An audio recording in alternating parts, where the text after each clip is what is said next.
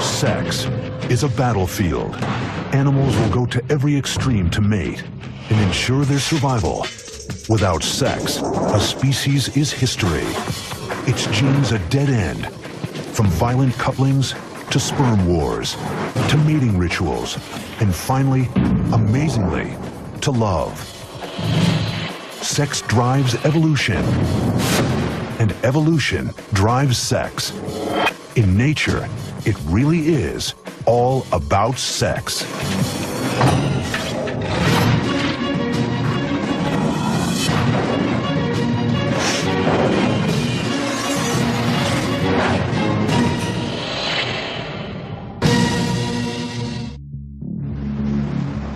Just off the coast of Bimini Island in the Bahamas, scientists are studying a marvel of evolution. Over millions of years, evolution has built the protruding jaw and razor-sharp teeth of the ocean's master predator. But sharks are more than just killing machines. They are pioneers of sex. 500 million years ago, sharks really invented what people would call sex. Sam Gruber has studied sharks for 45 years. People basically don't know much about sharks, and they think of them as the death fish from hell, but really they're highly, highly sophisticated, tremendous animals. In addition to complex navigation and communication systems, sharks were one of the first to develop a whole new way to have sex. May not look like very much, but it represents a huge evolutionary leap in reproductive behavior. If you look very closely, you'll see these two little finger-like projections, which are called claspers, are actually the penis of the male shark. 400 million years ago, sharks became one of the first vertebrates to evolve a penis. But they were hardly the last. Over millions of years, the penis proved so valuable that it evolved independently in animals as different as insects, birds, and reptiles. The penis is a good example of convergent evolution because it serves one purpose, but it's arisen in many different ways in a variety of organisms. But how did the penis become so vital? 700 million years ago, sharks, fish, and other vertebrates have yet to evolve. Sea life is instead comprised of simple, single-celled creatures. To pass on their genes, they don't have to partner up. They can reproduce by themselves. Reproduction before sex was all asexual. Asexual reproduction means that you just make copies of yourself and send them off into the environment. They have all of your genes and no one else's. Asexual reproduction does guarantee that 100% of an organism's genes are passed on. But on the evolutionary battlefield, this strategy has one serious flaw. When each and every creature shares the exact same genes, they also share the same genetic weak spots. Imagine that a virus shows up on the scene, and that virus attacks you if you have a very specific gene sequence in your DNA. Now, if everyone in your population has the same DNA, that means that that virus is going to wipe everyone out. But with sexual reproduction, the mixing and matching of genes increases the odds of at least some individuals living on. The secret to survival is sex. The first animals to adopt sexual reproduction emerged 600 million years ago. But the sex they practiced is not what humans might imagine. These passive creatures, relatives of modern coral, were tightly anchored to the sea floor. How can you mate when you can't move? Cast sperm and eggs on the waves and hope they meet. Each summer, billions of coral polyps simultaneously launch their reproductive cells into the current. Each coral releases both sperm and egg, but instead of combining with each other, they wait until they encounter the seeds of another coral. No one knows how they do it. This mass spawning is one of nature's most arresting spectacles. But it evolved as a matter of survival. Mass spawning by corals could be called a defense mechanism. Having all of the eggs and sperm released at the same time allows some of the offspring to survive even when there are predators around. You swamp the predators, you produce so many that they can't all be eaten by those predators at that point in time. For stationary animals, casting DNA into the ocean may have been the only way to sexually reproduce. But a new class of creatures was about to evolve, and sex would evolve with them. About 570 million years ago, in a very brief period of time, we see the origin of many different, often very complex body forms, some of which are still with us today. Many forms that resemble modern invertebrates, crustaceans. We even see the first fish. These early fish could move like no other creatures that came before. Instead of relying on ocean currents to carry their fate, males could directly target the female's eggs with their sperm. But even this method of mating had its pitfalls.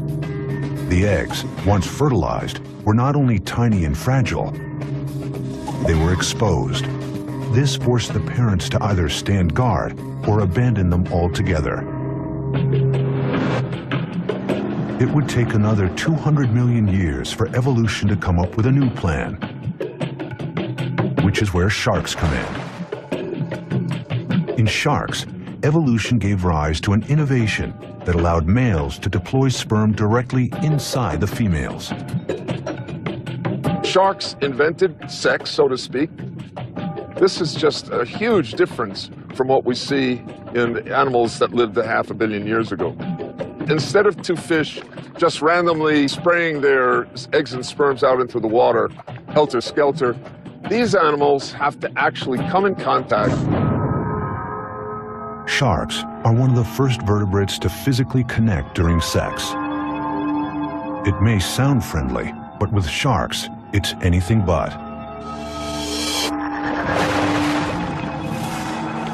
Cute guys, right?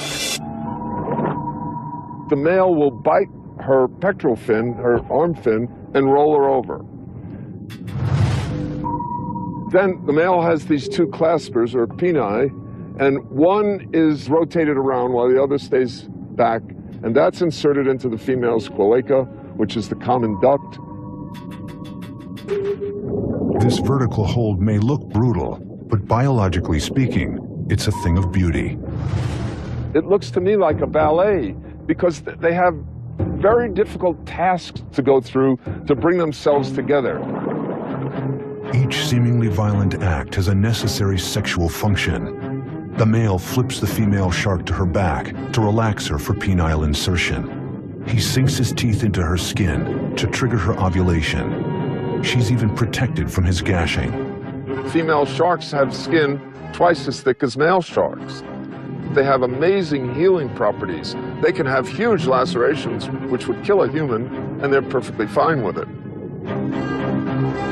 But the crucial innovation of shark sex is the penis. Once the male is firmly attached, a spur at the appendage's tip prevents it from slipping out. A sac in the male's abdomen fills with seawater and propels the sperm directly into the female's womb, where eggs await fertilization.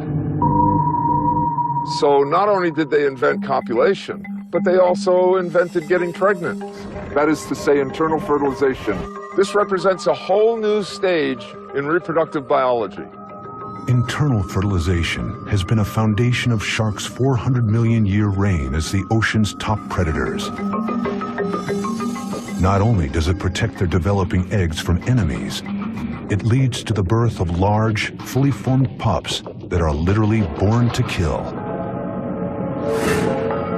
For hundreds of millions of years, animals would remain confined to the Earth's oceans. 370 million years ago, a unique lineage of fish began to move towards land. Called tetrapods, they evolved legs from fins. In time, those legs became sturdy enough to let them move out of the water. But this new world presented new problems. If you look around today, there are creatures that spend all their time on land. But to do that, you have to have a whole lot of tricks. You have to be able to lay eggs or give birth to live young. If you're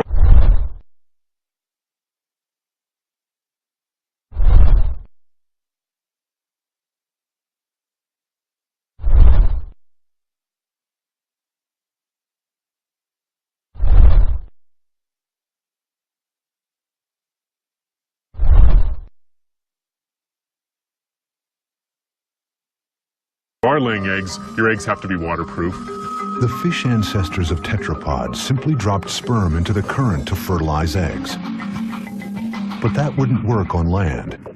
So one group of tetrapods, the ancestor of reptiles and mammals, successfully changed their method of reproduction. As sharks had before them, reptiles developed internal fertilization. And then they went beyond, evolving an extraordinary adaptation to protect their young. The amniotic egg. This marvel of evolutionary engineering not only nourished the developing young within, its hard shell kept the egg from drying out. The amniotic egg gave reptiles the ability to conquer land, reproducing, spreading, and growing on a whole different scale. And for the dinosaurs, this scale would be a big problem. When you're 40 feet long and weigh 6 tons, how do you do it?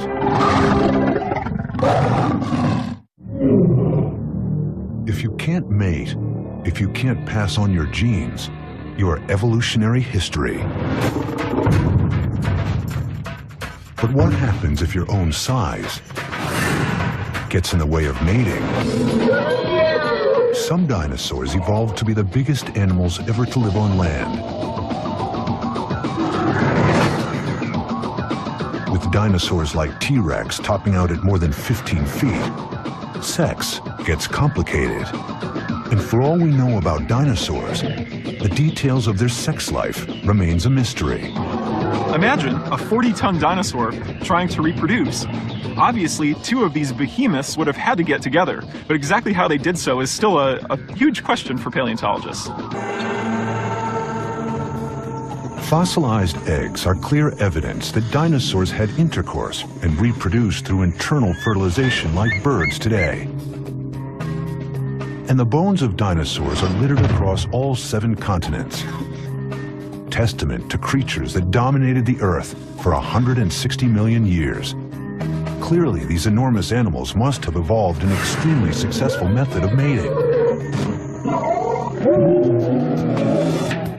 Paleontologist Ken Carpenter has puzzled for years over the mystery of dinosaur reproduction. It's a whole process of trying to understand what dinosaurs were like as living animals.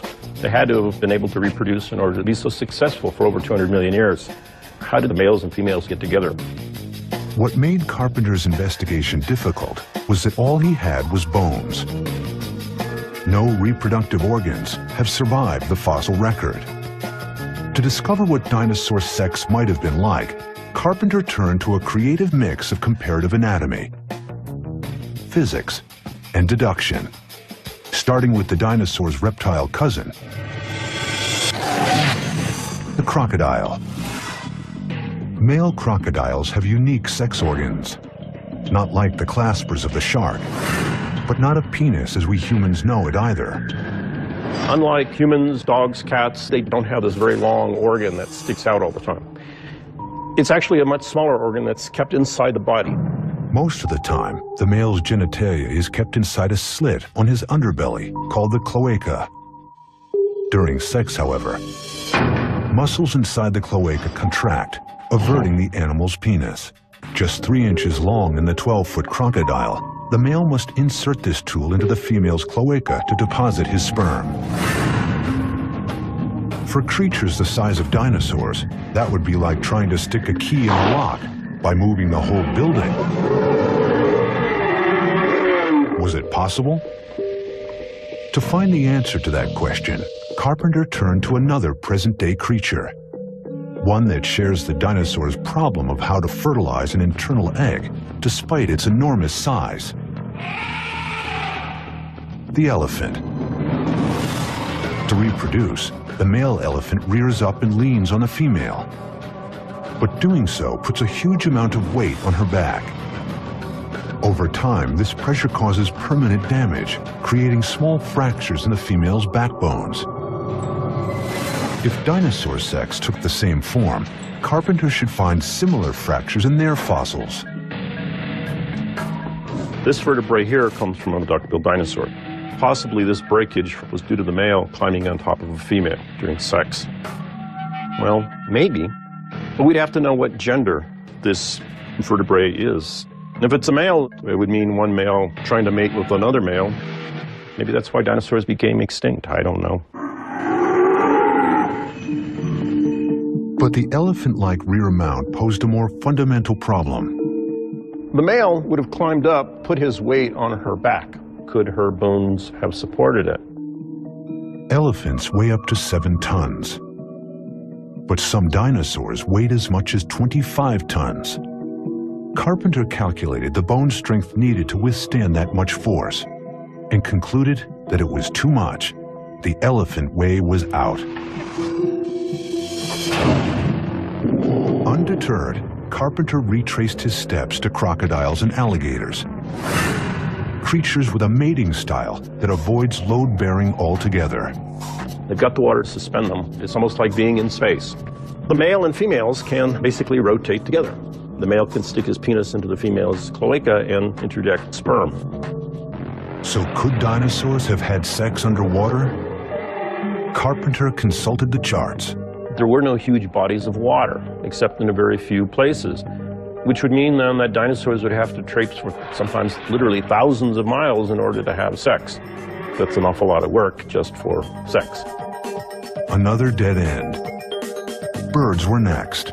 They are the direct descendants of dinosaurs, and they lay eggs like dinosaurs. Could they copulate the same way? Birds do it basically as a bunch of quickies, mostly because they're trying to fly at the same time as they're trying to reproduce. The males will be fluttering their arms as they're trying to get up against the female. Birds' quick transfer of sperm, known as a cloacal kiss, would have its advantages for creatures as large as dinosaurs. But again, there are problems. Most dinosaurs don't have wings. And just as importantly, how could they do it with their massive armor in the way? The dinosaur's bony tail is heavy and rigid and not easily moved. The normal procedures of comparative anatomy had left Carpenter with a trail of false leads. Racking his brain for any idea that might work, Carpenter found one right at his feet: the household cat. And while cats are no more like dinosaurs than dogs are like lizards, Carpenter believes the cat's way would work for T-Rex. If the female lowers herself much like a cat, raises her rear end up, the tail would certainly go up in the air and would expose her sex organ to the male. And the male can then climb up there and grab her on her neck, and then they can go at it. In a feline position, with the female's head lowered and tail lifted, the problem of the male's enormous weight would be lifted off the female's back. At the same time, the position would allow easy access for the male. Carpenter's theory is the first to offer a workable answer to the mystery of dinosaur sex, and the first to explain how dinosaurs were able to reproduce their way into history as the unrivaled rulers of Earth for 160 million years. Dinosaurs were the largest animals to mate on land. Insects are some of the smallest. And in their tiny world, sex is a war story that's been going on for millions of years, with its own villains and heroes. You know, when it comes to looking at reproductive biology, you've got to say that cockroaches are a superstar.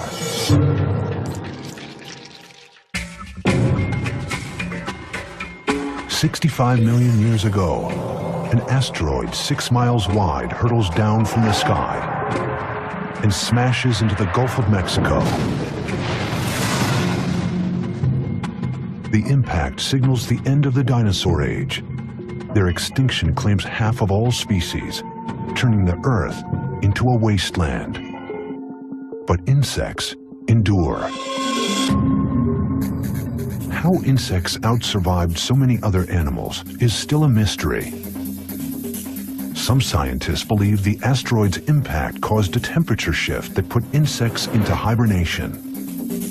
When they re-emerged, they flourished, developing new ways to reproduce at staggering rates. But in the insect world, sex is more than just reproducing. It's a battle of the sexes, a war over sperm. Sperm competition has been extremely important in the evolution and diversification of insects. Males are, of course, competing to make sure their sperm makes it into the female reproductive tract. At the same time, females are able to manipulate which sperm make it to successfully fertilize the egg. The female seeks multiple sexual partners, giving her offspring a diverse genetic portfolio and a greater chance at survival. But the male seeks to father all the offspring. The more paternity, the better the chances for his genes. What the male wants and the female needs are in conflict, and has spawned an evolutionary arms race, stretching the limits of evolution. A far cry from the shark's simple clasper, insects have evolved the widest variety of penis shapes on the planet. In one of the most shocking, the male damselfly's penis has sharp horns at the tip and spiky thorns down the side. If it looks like a scrub brush, there's a reason. The male uses his tool to scrape out the sperm of his rivals before depositing his own. This technique removes more than 90% of the existing sperm, virtually guaranteeing the offspring will be his. And the males of other insect species take even greater pains to guarantee a return on their deposit. There's a great strategy that some insects and also some mammals have come up with, which is called a copulatory plug. And after a male mates with a female, some of the semen hardens and becomes a plug, and it prevents other males from being able to mate with the female. It's a pretty good strategy. But honeybees take it a step further. Not just using a plug, they are the plug. Tens of thousands of male bees compete for the queen. Only one gets to mate with her. Think he's the lucky one? Think again. Upon reaching climax, his penis rips away from his body and becomes stuck inside the queen. He dies in order to lock his sperm inside her. But despite this ultimate sacrifice, female bees evolved a countermeasure, a way to pop out the plug, freeing the female to choose the sperm of another, maybe better mate. In bees at least, females are winning the sexual arms race. But in other species, the males are taking the lead. In stick insects, males have gone beyond the removable plug, evolving into living chastity belts. They attach to their mates for weeks to prevent any other male from fertilizing her eggs. And the male love bug takes this strategy a radical step further. Once he locks his sex organ inside his partner's, he throws away the key. The male's commitment to the act is total. Once joined, he spends the rest of his life in the act of copulation. After the couple is through mating, he will die, to be dragged around by the female until she lays her eggs. Eggs all fathered by that single male. From species to species, the sexual arms race is ongoing throughout the insect world. But in one familiar group, females may have found a way to finally end the war. Entomologist Ron Harrison heads up the cockroach extermination lab at the Orkin Training Center in Atlanta. To come up with ways to kill these ultimate survivors, Harrison spends his days studying the species most commonly found in homes. 95% of all cockroach problems in urban situations are German cockroaches. They're very quick in their reproductive abilities, and therefore that helps them become resistant to products that we actually use to try to get rid of them. Evolution has provided cockroaches a host of traits that make them almost impossible to eliminate. They can live a month without food and last hours without oxygen. But most critical to their survival is their speed of reproduction, a quality that might indicate that cockroaches have sex all the time, except they don't. Once a female has had sex and has that sperm, she's able there to hold it and then fertilize as she needs. rather than have to have sex again. Because of this one adaptation, the female needs to mate only once to remain pregnant for the rest of her life. Her one act of sex can yield hundreds of thousands of offspring, a remarkable ratio. This benefits the female in more ways than one. Mating in itself is costly. The more a female mates, the lower her probability of survival. Perhaps because there's some damage that occurs, they might be at risk of predation, and there's even some seminal fluids that carry toxins that decrease female survival. After her one act of sex, the female carries fertilized eggs with her throughout her entire life. So every female in the colony has the potential to become a colony herself. In pest control, what's really scary to us then is if you happen to have a German cockroach in the cuff of your pants or in your pocket or in a box that comes from the grocery store and it happens to be a pregnant female, that's all that's needed to get an entire population going. This adaptation has given the species the ultimate survival advantage. When you look at the whole evolution of animals, these started out 400 million years ago and are continuing to be very successful. You know, when it comes to looking at reproductive biology, you've got to say that cockroaches are a superstar. The battle of the sexes has made cockroaches, together with the rest of the insects, the most diverse group of animals on Earth. The drive to reproduce shapes not only insect life, but mammals as well, including us. Everywhere in the natural world, sex gets everyone bent out of shape.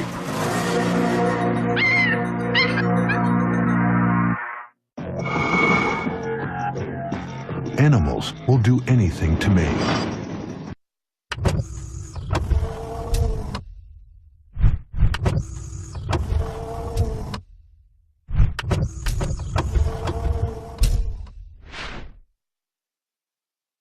The drive to pass on genes and ensure survival of the species is so strong that it causes evolutionary changes. This process is called sexual selection. It's a type of natural selection, but it's the kind of selection for the kind of traits that evolve not to survive another day, but to win at the mating game. To be successful, in evolutionary terms, your genes have to be in the next generation. As soon as you have sexual reproduction, what you're doing is going out into the environment and looking for other individuals that are doing well and trying to get some of their genes into your offspring. You need to assess how everybody in your population is doing in terms of their reproductive output. The game of courtship in the animal kingdom is largely typecast. For the most part, males display, females choose. There's not an animal on this planet, in the wild, that will copulate with anybody. They all have favorites. Too old, too young, too scruffy, too stupid acting, and they won't do it. And for good reason, because an animal only has a few chances to pass their DNA on into tomorrow. And so they want to do it with the kind of individual that will really enable them to survive. And females can often have really weird criteria by which they choose which male they're going to mate with. Sexual selection has had huge consequences. Males of a species, they have to compete with each other to find a female. It gives rise to a whole different set of behaviors and appearances in animals to compete with other males and try to get a female mate. For example, a moose uses its antlers to fight other moose in